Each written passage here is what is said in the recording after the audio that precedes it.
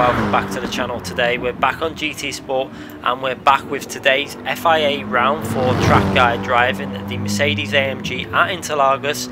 Really looking forward to this race. So far the practice has been going really well. I'm really hoping for a good result, and I've managed to get a reasonable lap in. I haven't pushed the time trial qualifying like practice session too hard. Managed to get the lap down to a 1 minute 30.9. There is a lot more in it. I think there's probably about 2 tenths maybe at least in the lap still, and that's why I'm really happy with it, to be honest, because the consistency's been great in the practices so far.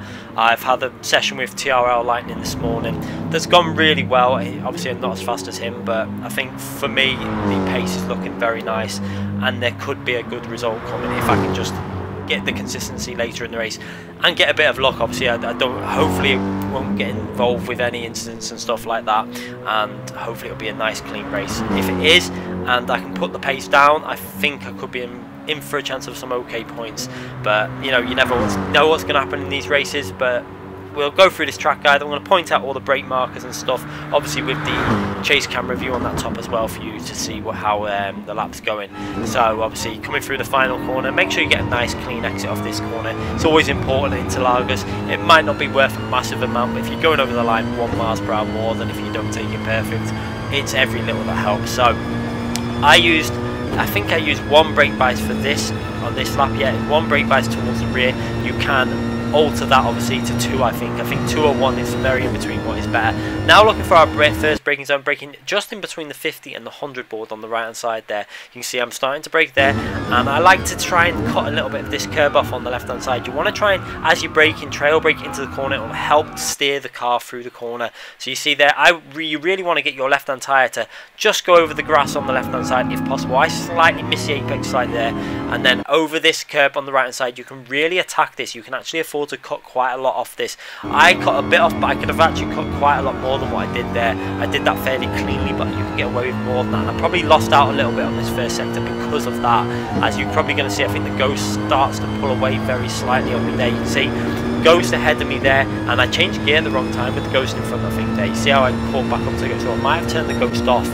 Next point now, braking at 100 board on the right hand side, pretty much dead on that 100 board. You can see it on screen there, and trail braking all the way into corner. I like to brake, make sure you brake in early for this corner. I prefer to brake early because then you can hook that left hand tyre up on this curb on this left hand side, and then it reduces the risk of running too far out wide. And even then I've pushed it really hard. I pretty much used all the track on the right hand side.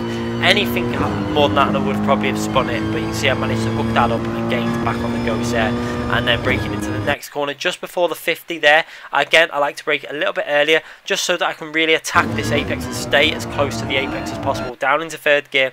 And I really like to hug this inside of this curb all the way around the corner as much as possible. I don't want to let it drift out to the left too far. You can see they're trying to stay nice and tight to the curb, and then you can get on the power really early and get over the curb a bit, but this is pretty much the limit of what you're going to get away with. What I do here, you won't get away with much more than that. As I hit the brakes just there, down into 2nd gear, and again you want to come up from quite a wide angle and cut some of this corner off. You can see how I really attack the apex of that corner.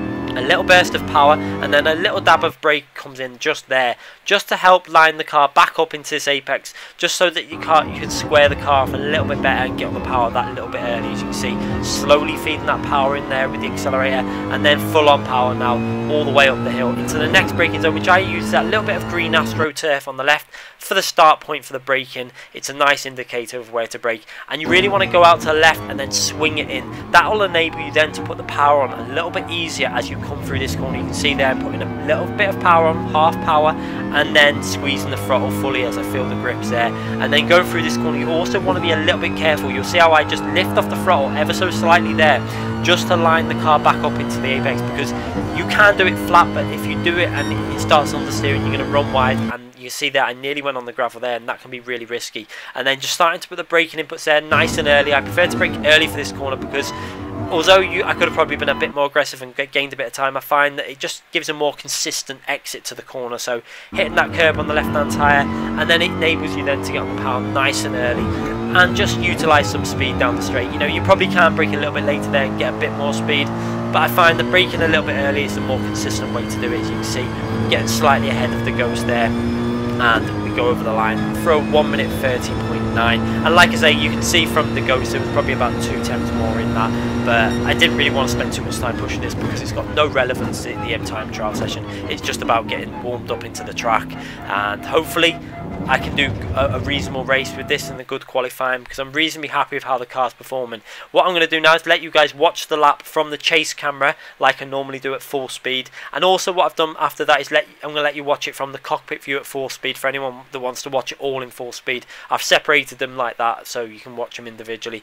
because I know some people will still want to watch the lap played out in full speed from cockpit as well. I don't normally add it in there, but I've decided to add it in there because kind of helps you guys out. Anything I can do to try and give you some more input, I feel it's might as well be added in. So you can see there, it's, you know, braking into these corners and just trying to get the car lined up is so important. You can visually see it from this view, you know, the need to get the car lined up into the corner so you can get the power early. But this car handles great. I hope that a lot of you guys are going to enjoy today's race and get a good result. Hopefully this track guide will help you out. Please let me know in the comments if it does help you out. I do appreciate knowing what you guys think of these track guides, and obviously let me know after you've done the race how your race went.